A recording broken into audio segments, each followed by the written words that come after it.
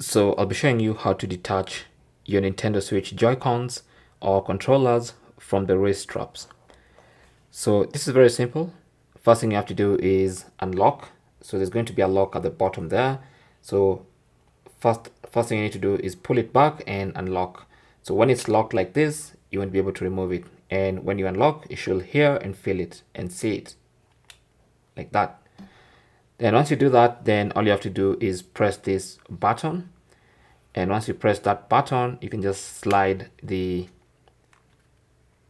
wrist strap out. Simple as that. Okay, same goes for this other one.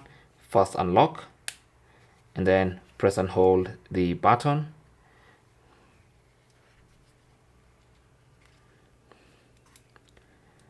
And then pull out the